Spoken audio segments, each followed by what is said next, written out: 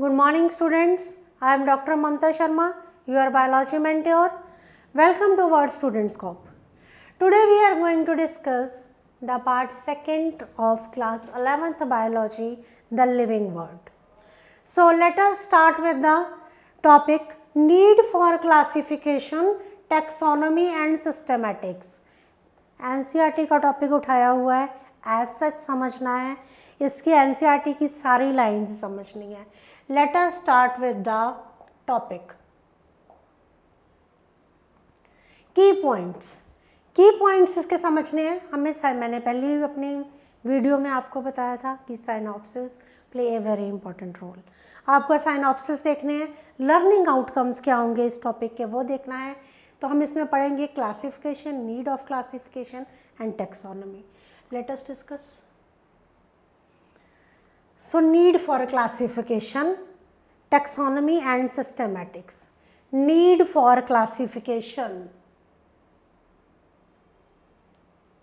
थोड़ा सा इस चीज़ को अगर हम समझें तो आपको इस पिक्चर से कुछ समझ आ रहा है कि क्लासिफिकेशन का क्या मतलब होता है. क्लासीफाई करना, किसी की ग्रुपिज्म कर देना. आपकी क्लास में 30 स्टूडेंट्स हैं, मैं आपको ये कहूँ कौन से स्लो लर्नर हैं और कौन से फास्ट लर्नर हैं. आप मेरे को अलग अलग ग्रुपिंग कर दो. 10 स्टूडेंट फास्ट लर्नर हैं, 10 स्टूडेंट स्लो लर्नर हैं, 10 स्टूडेंट एवरेज लर्नर हैं.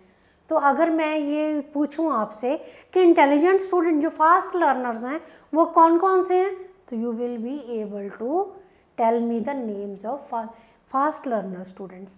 ईजी हो गया ना कि मैं 30 स्टूडेंट इकट्ठे पूछूं इसमें से कौन कौन फास्ट लर्नर है. It will be very difficult. वो तो फास्ट है, नहीं वो तो स्लो है, वो तो मीडियम है.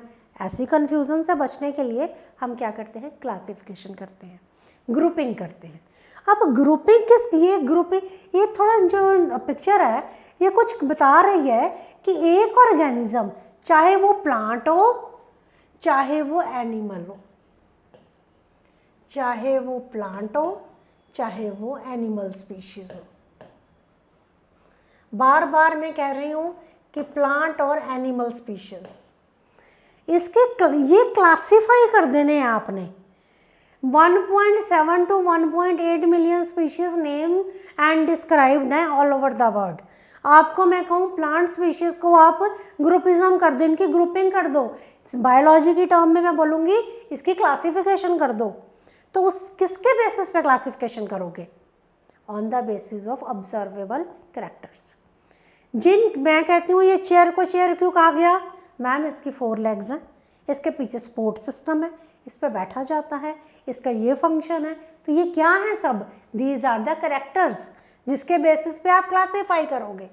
तो आई थिंक ये थोड़ी सी बात इस पिक्चर से क्लियर होती है कि प्लांट्स और एनिमल स्पीशीज़ को हम क्लासीफाई करते हैं. क्वेश्चन अराइज होता है what is the need for classification, क्या ज़रूरत है क्लासिफिकेशन की. तो इसके बारे में हम थोड़ा सा आगे पढ़ते हैं. क्या ज़रूरत है क्लासिफिकेशन की. Classification is the process by which anything is grouped into convenient categories. Anything is grouped into convenient categories based on some easily observable characters. इस लाइन का मतलब समझा जाए, क्लासिफिकेशन वो प्रोसेस है जिसमें हम किसी भी चीज़ को anything is grouped into convenient categories. मैं कहती हूँ ये कोई भी प्लांट और एनिमल स्पीशीज़ है, मैं इसको डिवाइड कर रही हूँ, इसकी ग्रुपिज्म कर रही हूँ किसमें, based on grouped into convenient category. ये मैं कहती हूँ कैटेगरी ए है, ये कैटेगरी बी है और ये कैटेगरी सी है.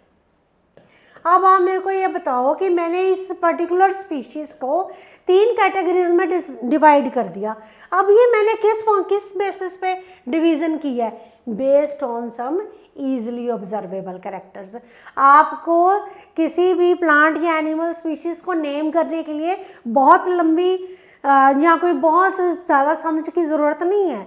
आप उसके ईजिली ऑब्जर्वेबल कैरेक्टर समझो.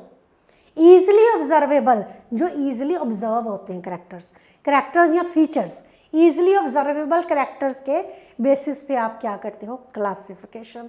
डेफिनेशन पूछी जाएगी एग्जाम में, नीट में एज सच डेफिनेशन उठ के आएगी, 4 ऑप्शंस होंगे। तो एनसीईआरटी की डेफिनेशन आपने लर्न करनी है। मैं बार बार कहती हूँ रेफरेंस बुक बाद में रेफर होगी, पहले हमें एनसीईआरटी समझनी पड़ेगी। सो वी ईजिली ग्रुप, हम क्या करते हैं, ईजिली रिकॉग्नाइज कर लेते हैं ग्रुप्स को, such as plant, animals, dogs, cats और इंसेक्ट्स। अब देखिए बहुत ईजिली मैं बता सकती हूँ कि ये डॉग है, ये कैट है, ये इंसेक्ट्स हैं, ये बर्ड्स हैं, ये ह्यूमन बीइंग है। ये मैं कैसे बता रही हूँ ये सारी चीज़ें? I am grouping them into convenient categories. मैं उनको कैटेगरीज में डिवाइड कर रही हूँ। अभी मैं इनको कैटेगरीज में कैसे डिवाइड कर रही हूँ? इनको मैं कैटेगरीज में डिवाइड कर रही हूँ based on some easily observable characters. ये मैंने अपना माइंड मैप में बनाया हुआ है कि डॉग के एक्सटर्नल फीचर ही हैं, 4 लेग्स हैं, ऐसा उसका माउथ है, इस तरह की उसकी स्किन है। ह्यूमन बीइंग के मेरे पास ईजिली ऑब्जर्वेबल कैरेक्टर्स हैं। तो ये सब हमें साइंटिस्ट ने ये सारी स्टडी करके हमें दिए। तो कहने का मतलब ये था कि क्या ज़रूरत है, क्या इम्पोर्टेंस है इस प्रोसेस की। इस प्रोसेस की इम्पोर्टेंस है कि हम एक प्लांट स्पीशीज़ को एक प्लांट स्पीशीज़, आपको मैंने बताया इसकी वेरिएशन है, एक प्लांट स्पीशीज़ की एक प्लांट नहीं है, मिलियंस ऑफ प्लांट स्पीशीज़ हैं उसकी, thousands of plant species available है। अब आप थाउजेंड्स ऑफ प्लांट स्पीशीज़ को तो समझ नहीं सकते, ना हम उसके नाम याद रख सकते हैं, तो हमें उनको कैटेगराइज करना पड़ेगा कन्वीनियंट कैटेगरीज में। कन्वीनियंट वर्ड क्यों यूज़ किया गया? क्योंकि इसमें क्या है, based on some easily observable characters. तो ये बहुत इंपॉर्टेंट बात है, हमने इजीली रिकॉग्नाइज करते हैं। The moment we use any of these terms we associate certain characters with the organism in that group. We associate certain characters. मैंने dog को डॉग कहना है तो मैं क्या करूंगी, मैं उसके साथ कुछ कैरेक्टर्स एसोसिएट कर लूंगी कि डॉग ऐसा दिखता है, ऑब्जर्वेबल एक्सटर्नल कैरेक्टर्स। तो हम क्या कर लेते हैं, we associate certain characters with the organism in that group. What image do you see when you think of a dog? Question to you is, what image do you see when you think of a dog? Obviously आपको मैं कहूँ dog कैसा होता है तो आप dog ही याद करोगे, कैट नहीं याद करोगे। तो मैं कहना क्या चाहती हूँ इस बात से, similarly suppose we were to say mammals. अब मुझे मैमल्स की बात करनी है, मुझे ह्यूमन बीइंग्स की बात करनी है, तो आपको उसी समय याद आएंगे एक्सटर्नल ईयर्स। हमारे एक्सटर्नल ईयर्स हैं, हमारे बॉडी हेयर्स हैं, इस बेसिस पे आप कहोगे कि क्या है, ये मैमल्स हैं। तो अगर मैं प्लांट्स की बात करूं, अब प्लांट्स में मैं आपको कहूं कि व्हीट प्लांट कैसा दिखता है, तो डेफिनेटली आपके माइंड में इमेज व्हीट प्लांट की आएगी, राइस की तो नहीं आएगी, because you associate certain characters. आप उसी समय माइंड में कुछ करेक्टर्स सोच लेते हो। तो इसका मतलब कहने का क्या हुआ कि जब हम एसोसिएट कर लेते हैं कुछ करेक्टर्स, तो हम कहते हैं जे dogs, cat, mammal, wheat, rice, plant, animals, these are the convenient categories we use to study organism. Dog, plant, wheat, rice, ये क्या है, these are the convenient categories. किसके बेस पे? On the basis of certain observable characters, on the basis of certain observable characters, certain observable characters which are observed। तो scientific, अब आपकी ये जो कैटेगरीज हैं इनको साइंटिफिकली आप कैटेगरीज नहीं कहते, आप इन्हें कहते हो टैक्सा। क्वेश्चन आएगा define taxa. Let us shift to the next slide. Question is, what is the need to classify? क्या ज़रूरत है क्लासिफिकेशन की, what is the need of classification. अब बहुत सिंपल है, ये समझ आ जाएगा सारा कि classification help us to understand diversity better. मुझे अगर क्लास को मैंने डिवाइड कर दिया 15 स्टूडेंट्स में, तो मैं बेटर अंडरस्टैंड कर पाऊंगी कि कौन से फास्ट लर्नर हैं, कौन से स्लो लर्नर हैं। तो that allow us to understand diversity better, हमें बेटर डाइवर्सिटी अंडरस्टैंड करते हैं। Second, it help in the identification of living organisms as well as in understanding the diversity of living organisms। तो आपको क्या help करती है, आइडेंटिफिकेशन ऑफ लिविंग ऑर्गेनिजम्स। आप किसी भी लिविंग ऑर्गेनिज्म को, चाहे वो प्लांट स्पीशीज़ है चाहे वो एनिमल स्पीशीज़ है, आप उसकी आइडेंटिफिकेशन कर दोगे। आप मुझे बता दोगे कि मैम ये प्लांट स्पीशीज़ का ये नाम है, इसका ये नाम है, तो आप क्या कर रहे हो, आप आइडेंटिफिकेशन कर रहे हो, आप आइडेंटिफिकेशन कर रहे हो उस स्पीशीज़ की, उस लिविंग ऑर्गेनिज्म की, चाहे प्लांट हो चाहे एनिमल हो। एज वेल एज जब आप किसी चीज़ को आइडेंटिफाई कर लेते हो तो आप उसके कैरेक्टर सोचते हो। अभी हमने डिस्कस किया कि अगर डॉग के बारे में बात करनी है तो माइंड में इमेज डॉग की बनेगी, उस कैरेक्टर्स डॉग के आएंगे, कैट के नहीं आएंगे। तो understanding the diversity of living organism, तो ये हेल्पफुल होता है इन अंडरस्टैंडिंग, हमें इतनी जो डाइवर्सिटी है लिविंग वर्ड की उसको अंडरस्टैंड करने में क्लासिफिकेशन हेल्पफुल है। ठीक है जी। Classification help us to learn about different kind of plants and animals, their features, similarities and differences।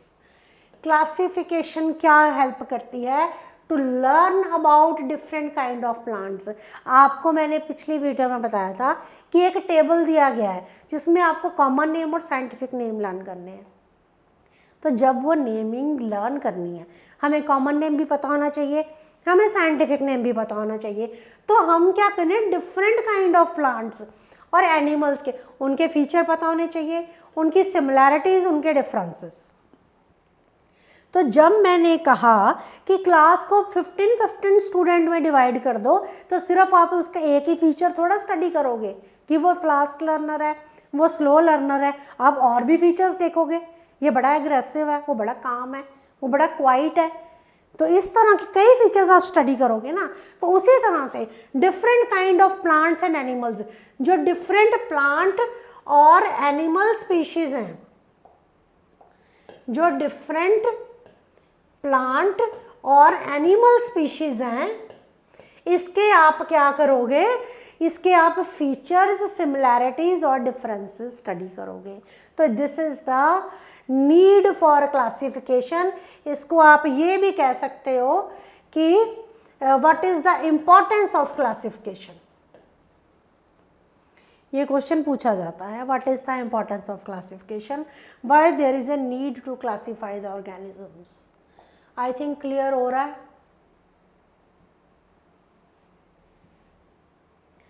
So next is again the continuation of need of classification. To understand and study the features, similarities and differences between living organisms। वही बात बार बार repeat हो रही है कि हमने क्या study करने हैं, फीचर्स स्टडी करने हैं, सिमिलैरिटीज स्टडी करनी है, हमने डिफरेंसेस स्टडी करने हैं। क्यों स्टडी करने हैं features, why there is a need to study the features, why there is a need to study the similarities और डिफरेंसेस, क्यों, हमें क्लासिफिकेशन करनी है। क्लासिफिकेशन क्यों करनी है, because we want to understand the diversity better.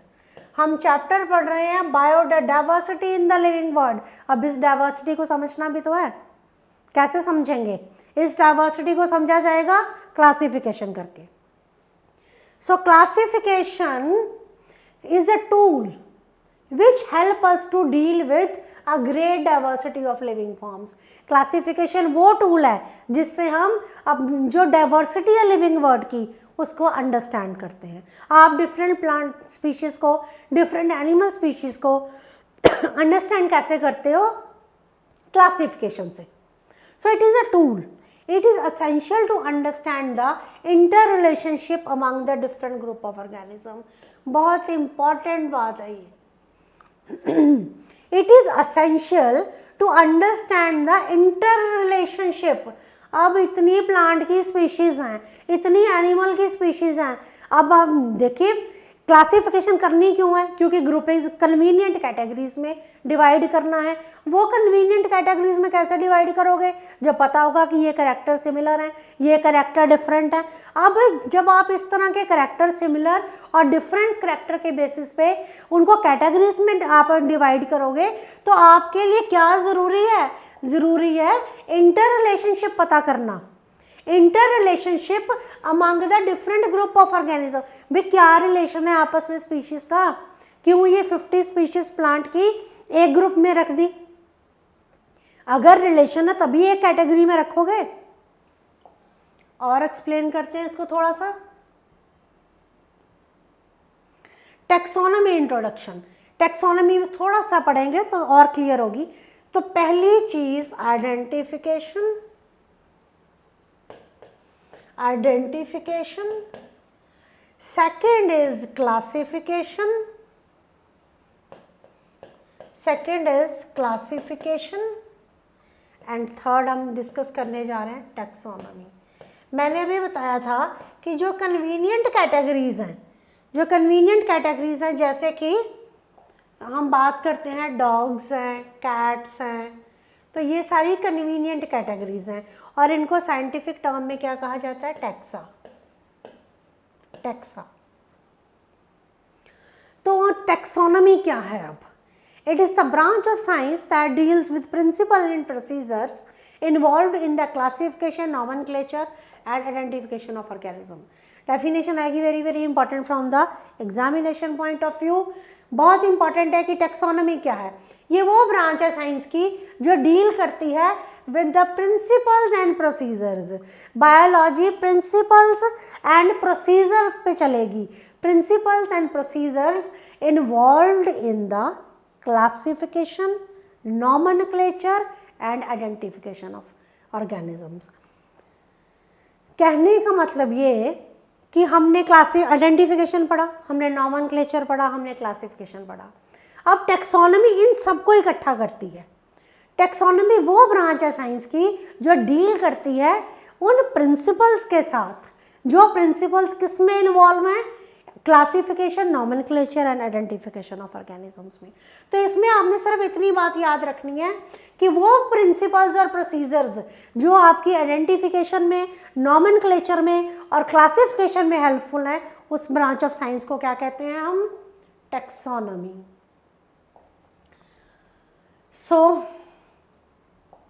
this method reflect the organism most significant features and relationships. तो वो कहना चाहता है कि ये जो टैक्सोनॉमी है, ये जो टैक्सोनॉमी है, ये मेथड क्या रिफ्लेक्ट करता है, क्या दिखाता है, ऑर्गेनिज्म के most significant feature and relationships. जो मोस्ट सिग्निफिकेंट फीचर्स हैं, मोस्ट सिमिलैरिटीज हैं, मोस्ट रिलेशनशिप्स हैं, उसको दिखाता है.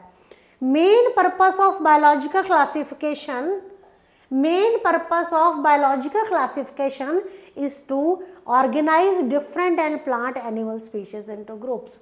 ये पहले भी हमने डिस्कस किया, ये वापस वही बात आ गई है कि मेन पर्पस क्या है बायोलॉजिकल क्लासिफिकेशन का, that is to organize different plants and animal species into groups.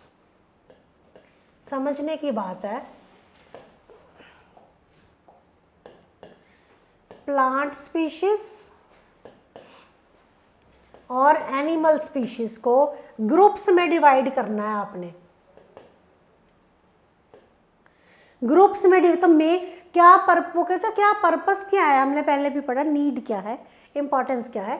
Main purpose है आपने उसको ग्रुप्स में डिवाइड करना है, आपने उसको कैटेगरीज में डिवाइड करना है, आपने उसको on the basis of characters आपने उसको डिवाइड करना है, ताकि हम इस डाइवर्सिटी को जो इतनी ज़्यादा है लिविंग वर्ल्ड में, उसको हम बेटर अंडरस्टैंड कर सकें. आई थिंक कुछ क्लियर हो रहा है. ये सारी एनसीईआरटी ही उठाई हुई है मैंने। So as a result the study of one organism of a group, बहुत समझने वाली बात है, बहुत सिंपल बात है ये, कि study of one organism of a group gives us an idea about the rest members of that particular group. अब आपके घर में पेट्स हैं,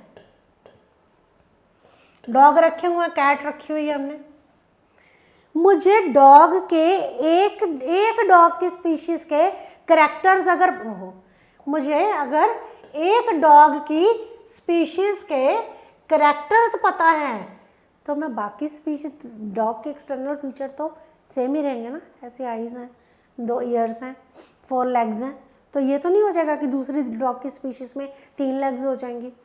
तो वो कहना चाहता है कि study of one organism of a group, एक अगर ऑर्गेनिज्म आपने ग्रुप का स्टडी कर लिया तो आप बाकी सारे ऑर्गेनिजम्स के बारे में बता सकते हो।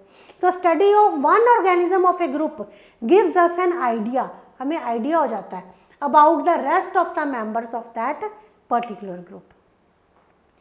Taxonomic knowledge about the organism, ये बहुत इंपॉर्टेंट बात है, इस पे बहुत बार नीट पे भी क्वेश्चन पूछा गया है और एग्जामिनेशन पॉइंट ऑफ व्यू से ये बहुत इंपॉर्टेंट है।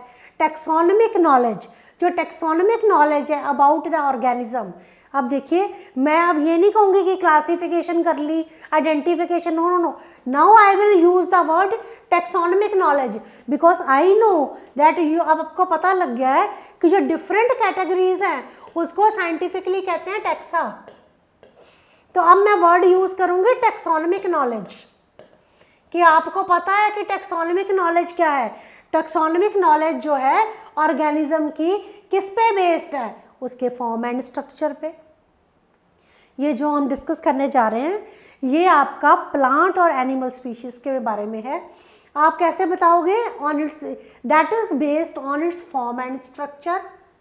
मॉर्फोलॉजी, फॉर्म एंड स्ट्रक्चर का मतलब क्या होता है, एक्सटर्नल मॉर्फोलॉजी, एक्सटर्नल फीचर कैसे हैं प्लांट के, एक्सटर्नल फीचर कैसे हैं एनिमल के। अबाउट द सेल, सेल की साइटोलॉजी होती है स्टडी ऑफ सेल, तो सेल कैसा है उसका, प्लांट सेल है, एनिमल सेल है। डेवलपमेंट प्रोसेस, डेवलपमेंट प्रोसेस आते हैं एम्ब्रियोलॉजी में, पढ़ेंगे आगे, डेवलपमेंट प्रोसेसेस है एम्ब्रियोलॉजी में। And remnants of the past organisms, fossils and ecological relationship, ये सारा बहुत इम्पॉर्टेंट है। ये सिर्फ एक इंट्रोडक्शन का चैप्टर है फर्स्ट, तो आपको ये बातें पता होनी चाहिए कि मैम जब आप टेक्सोनोमिक नॉलेज पूछोगे किसी ऑर्गेनिज्म की तो वो किसके ऊपर डिपेंड करेगी, उसके फॉर्म एंड स्ट्रक्चर पे, उसके सेल पे, उसके डेवलपमेंट प्रोसेस पे और उसके पास्ट रेमिनेंट्स पे। फॉसिल्स होते हैं रेमिनेंट्स ऑफ द पास्ट, और उसके इकोलॉजिकल रिलेशनशिप पे। 2 स्पीशीज का, 2 स्पीशीज ऑफ प्लांट्स और of animal, how they are interrelated, इनके आपस में रिलेशनशिप क्या है। और जिस ब्रांच में हम इंटर रिलेशनशिप पढ़ते हैं उसको कहते हैं फाइलोजेनी। ये आगे हम पढ़ेंगे ये सारी बातें, लेकिन ये बहुत इंपॉर्टेंट है। The knowledge related to taxonomy help the biologist to characterize and name the organism. हम अपनी मेन फोकस करते हैं, अपनी पुरानी बात पे आते हैं कि हमें नेमिंग करनी है, हमें साइंटिफिक नेमिंग करनी है। तो साइंटिफिक नेमिंग करने के लिए क्या चाहिए हमें चाहिए टेक्सोनोमिक नॉलेज।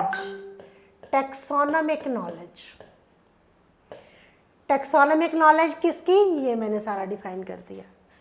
तो इसके बारे में हमने थोड़ा सा डिस्कस किया, आगे और पढ़ते हैं। हाँ जी, external and internal structure, human being का एक्सटर्नल स्ट्रक्चर या इंसेक्ट का या प्लांट का या एनिमल का एक्सटर्नल स्ट्रक्चर कैसा दिखता है, मॉर्फोलॉजिकल स्ट्रक्चर्स जिसे हम कहते हैं। एक्सटर्नल स्ट्रक्चर्स कौन से होते हैं, मॉर्फोलॉजिकल स्ट्रक्चर्स। तो जो एक्सटर्नल स्ट्रक्चर्स की हम स्टडी करते हैं, and internal structure, internal structure का मतलब जैसे हम ह्यूमन बीइंग हैं, हम भी सेल्स से बने हुए हैं, हमारे अंदर जैसे मसल सेल है, ठीक है, वो इंटरनल स्ट्रक्चर है हमारा। बाहर तो मसल सेल दिखाई नहीं दे रहा ना, तो वो इंटरनल स्ट्रक्चर है। Along with the structure of the cell, cell का स्ट्रक्चर, उसका डेवलपमेंट प्रोसेस। देखो जी, हमने पढ़ी थी पहले बात एक हायरार्की की कि डेवलपमेंट प्रोसेस है। एक सेल से स्टार्ट होके एक ऑर्गेनिज्म बनता है, सेल से स्टार्ट होके एक ऑर्गेनिज्म बनता है, तो ये डेवलपमेंट प्रोसेस है। तो ये सब क्या है, these are essential and form the basis of modern taxonomic studies. ये आपको समझना चाहिए, पता होना चाहिए कि कैसे आपने टेक्सोनोमिक नॉलेज बताई, आपने टेक्सोनोमिक स्टडी बताई, लेकिन टेक्सोनोमिक नॉलेज कैसे, किसके बेस पे, किस पे बेस्ड है, एक्सटर्नल एंड इंटरनल फीचर्स पे, स्ट्रक्चर ऑफ सेल पे, डेवलपमेंट प्रोसेस पे और इकोलॉजिकल इंफॉर्मेशन। तो ये सब क्या बनाते हैं, basis of modern taxonomic studies. तो फिर वही बात आ गई, ये भी एनसीईआरटी में दिया गया है, इस पे नीट पे बहुत इंपॉर्टेंट क्वेश्चन आया था कि characterization, identification, classification and nomenclature. Characterization, characters study किए, आइडेंटिफिकेशन, आइडेंटिफाई किया on the basis of certain characters, classification की, उसको ग्रुप कर दिया कन्वीनियंट कैटेगरीज में, एंड नॉमेनक्लेचर, और एंड में उसका हमने नाम कर दिया, नेमिंग मतलब साइंटिफिक नेमिंग कर दी। So these are the processes that are basis to taxonomy. अब जब आप इस लाइन को समझ जाओगे ना, तो आपको डेफिनेशन जो है ना टेक्सोनोमी की, वो क्रैम नहीं करनी पड़ेगी। आपको जो टेक्सोनोमी की डेफिनेशन है ना, वो समझ आ जाएगी कि हमने ये जो चीज़ें हम पढ़ते आ रहे हैं पीछे चैप्टर में, वो बेसिस टू टेक्सोनोमी का क्या मतलब है, basis to taxonomy. So these are very important from the examination point of view. Taxonomy, taxonomy is not something new, कुछ नया नहीं है। Human being have always been interested in knowing more and more about the various kind of organisms, particularly with the reference to their own use। कहता है taxonomy जिसमें हम characterisation करते हैं, आइडेंटिफिकेशन करते हैं, क्लासिफिकेशन करते हैं, नॉमेनक्लेचर करते हैं, ये कुछ नया नहीं है। बिकॉज ह्यूमन बीइंग अपने यूज़ के लिए हर चीज़ के बारे में क्यूरियस रहता है, कुछ उसका यूज़ का हो तो ये कहाँ, ये कैसा है, इसको किस कैटेगरी में रखा जाए, इसको कैसे नेम दिया जाए, तो बड़ी क्यूरियोसिटी रहती है ह्यूमन बीइंग की। इन अर्ली डेज, पहले टाइम पे क्या होता था, human beings need to find sources for their basic needs of food, clothing and shelter. पहले क्या होता था, ह्यूमन बीइंग्स जो थे सोर्सेज फाइंड करते थे, क्योंकि पहले वाला जो अर्ली मैन था उसको काम क्या था, सिर्फ basic need of food and clothing, बस फूड, क्लोथिंग, शेल्टर, ये उसकी बेसिक रिक्वायरमेंट्स थी। तो वो उसके लिए बड़ा क्यूरियस रहता था कि ये क्या है, ये कैसे इसको मैं यूज़ करूँ, इसका फंक्शन क्या होगा। तो वो कहना चाहता है कि ये जो टेक्सोनोमी है, जो हम कैरेक्टराइजेशन, आइडेंटिफिकेशन, ये सब पुरानी नई बातें नहीं है, ये अर्ली टाइम में भी होती थी, पर वो किस तरह की थी, on the basis of the use. Hence the earliest classification were based on the uses of various organism। तो जो earliest classification थी वो किसके ऊपर बेस्ड थी, on the basis of uses of organism। जो देखिए ये तो बड़ी कॉमन सी बात है कि हमें क्यूरियोसिटी किस चीज़ की होती है, जो हमारे यूज़ का होता है। तो टेक्सोनोमी भी इसी तरह से हमारे, इसको हम समझते जा रहे हैं। Human beings were since long not only interested in knowing more about different kind of organism and their diversities, but also the relationship among them। वो कहता है कि human being since long, human being जो है सिर्फ different kind of organisms और उनकी diversities में interested नहीं है, वो ये भी जानना चाहता है कि रिलेशनशिप क्या है।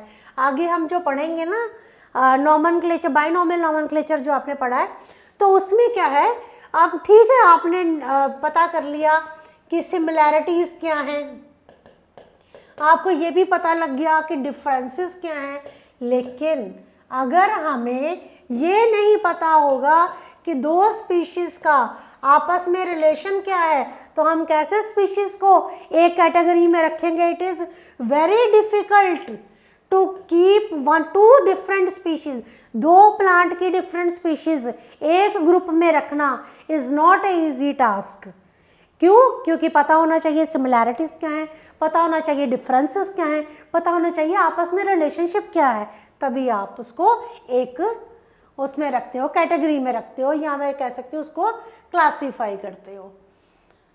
तो आगे चलते हैं जी। द ब्रांच ऑफ स्टडी, अच्छा तो इस तरह का जो आप एक धीरे धीरे हम पढ़ते आ रहे हैं, तो आखिर एंड में हम क्या करेंगे, सिस्टमेटिक बात करेंगे।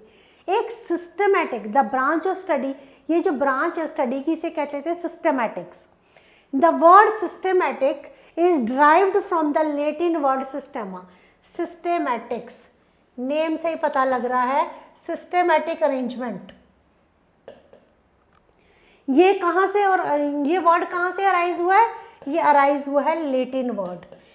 देखिए बार बार हम बात कर रहे हैं, लैटिन लैंग्वेज से बहुत सारे वर्ड्स अराइज हुए हैं। तो लैटिन वर्ड है systema, which means systematic arrangement of organisms. बस एक ही बात याद रखनी है कि सिस्टमेटिक अरेंजमेंट ऑफ ऑर्गेनिजम्स जो है, that branch of study which deals with the systematic arrangement of organisms. मतलब अब हमें इसको सिस्टमेटिकली भी तो अरेंज करना है ना, तभी हम आगे चलेंगे। नहीं तो आइडेंटिफाई कर लिया, करैक्टर देख लिए, क्लासीफाई कर दिया, नेमिंग कर दी, पर ये सब एक सिस्टमेटिक अरेंजमेंट में होगा। और जो स्टडी में सिस्टमेटिक अरेंजमेंट होता है ऑर्गेनिजम्स का, चाहे वो प्लांट स्पीशीज़ हो चाहे वो एनिमल स्पीशीज़ हो, उसे कहते हैं सिस्टमेटिक्स। इसकी डेफिनेशन पूछी जाती है। किसने किया था सिस्टमेटिक्स का, और किसने इसका ओरिजिन किया था, सर लीनियस ने। और उन्होंने सिस्टेमा नेचर, ये पूछा जाता है, बहुत इंपॉर्टेंट क्वेश्चन है, systema nature as the title of his publication. Systema nature में उसका ये सिस्टमेटिक्स की स्टडी की जाती थी। तो सर लीनियस ने ये वर्ड कॉइन किया था, और उन्होंने इसके बारे में सबसे पहले किसमें लिखा था, सिस्टेमा नेचर उनकी एक बुक थी, उसके टाइटल जो था उसकी पब्लिकेशन का, उसमें सिस्टमेटिक वर्ड यूज़ किया था। Scope of systematic was later enlarged to, तो जब हम बात करते हैं सिस्टमेटिक अरेंजमेंट की, तो स्कोप जो सिस्टमेटिक्स का था ये कहाँ तक इनलार्ज हो गया, कहाँ तक बढ़ गया, आइडेंटिफाई, नॉमेनक्लेचर एंड क्लासिफिकेशन। देखिए सब एक दूसरे के साथ रिलेटेड है, जो पीछे पड़ा वही आ रहा है, वह सिस्टमेटिक अरेंजमेंट है। तो सिस्टमेटिक्स टेक इनटू अकाउंट, मतलब मैंने बताया था अभी कि सिमिलैरिटीज डिस्कस हुई, डिफरेंसेस डिस्कस हुए, और एवोल्यूशनरी रिलेशनशिप डिस्कस हुई, तभी आप एक जगह उसको प्लांट स्पीशीज़ को या एनिमल स्पीशीज़ को सिस्टमेटिकली अरेंज करोगे। तो ये सब हमारा क्या इसके बारे में था, सिस्टमेटिक्स के बारे में। तो पूछा जाता है क्वेश्चन भी, सर कार्लस लीनियस ने इसको डिस्कस किया था। तो let us just revise the terms, कि let us just revise the terms, कि हमने इसमें क्लासिफिकेशन के बारे में पढ़ा, टेक्सोनॉमी के बारे में पढ़ा, और हमने इसमें सिस्टमेटिक्स के बारे में पढ़ा। ये सारा एनसीईआरटी से है, हमने इसको अच्छी तरह से पढ़ना है। जो रेफरेंस के लिए होगा वो हम अपनी लाइव क्लासेस में पढ़ेंगे। Thank you.